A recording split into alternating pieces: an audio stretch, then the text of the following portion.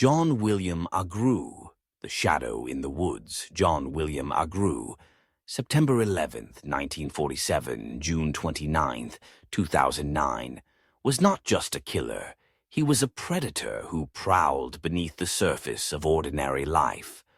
Over the span of decades, he left behind a trail of blood and unanswered questions, living undetected in plain sight while the echoes of his violence haunted two states. A convicted murderer who served time for a horrifying family slaying, Agru was later tied to the gruesome deaths of two more women in Colorado.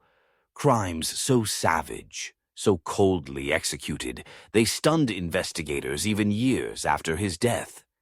He moved through life like a phantom, charming, calculating, and armed with a darkness that defied understanding.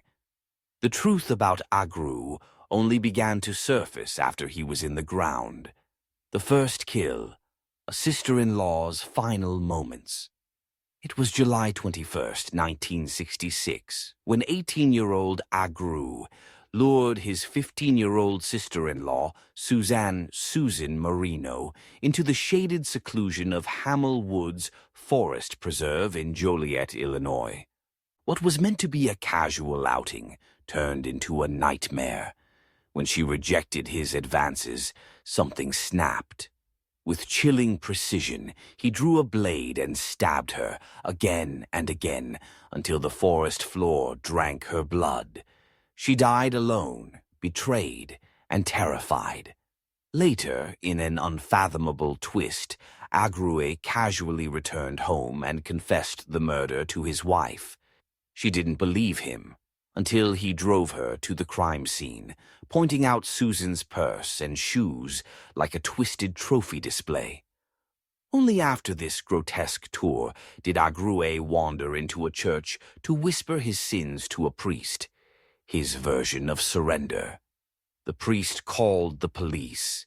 The nightmare had just begun. Escape artist of evil.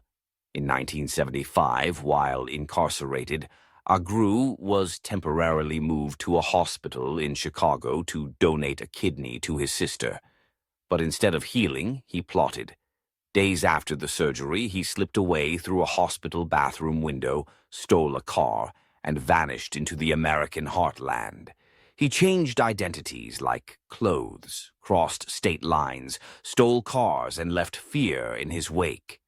His flight ended in Nebraska, but his lust for control and blood would resurface again, years later, with a vengeance. Colorado becomes a killing ground. In January 1982, newly paroled and now living in Colorado, Agru began stalking again. Just months later, 20-year-old Susan Becker crossed his path near Boulder. Her body was discovered dumped in Boulder Canyon, stabbed 13 times in a frenzy of violence. The wounds weren't just fatal, they were personal. But Agru wasn't finished. A week later, he turned his blade on the most unsuspecting of victims, 94-year-old Orma B. Smith, a retired librarian. He murdered her in her own apartment, then discarded her like garbage in a remote meadow. Her body was found the next day. The blood trail was growing, but still, he slipped through the cracks. A near escape from justice. Again, 6 days later, Agru tried to abduct a woman at knife point on the campus of the University of Colorado Boulder. This time, witnesses intervened, and he was finally caught. Authorities suspected him in Smith's murder, but lacked evidence. So once again, Agru escaped true justice, convicted only of attempted kidnapping. He served just 6 years. By 1989, the killer was free again. He quietly returned to Joliet, Illinois, living among unsuspecting neighbors, one of whom later reported disturbing behavior and chilling confessions. But no one listened. The justice system had already turned the page. Death in the shadows, and a haunting legacy. On June 29, 2009, Agru was found dead in his home, an apparent overdose of prescription drugs. But the evil he harbored didn't die with him. When investigators searched his home, they found a grotesque collection, women's purses, jewelry, and newspaper clippings about the very murders he was never charged for. Cold case detectives took notice. DNA from the Smith crime scene matched Agru, finally confirming him as her killer.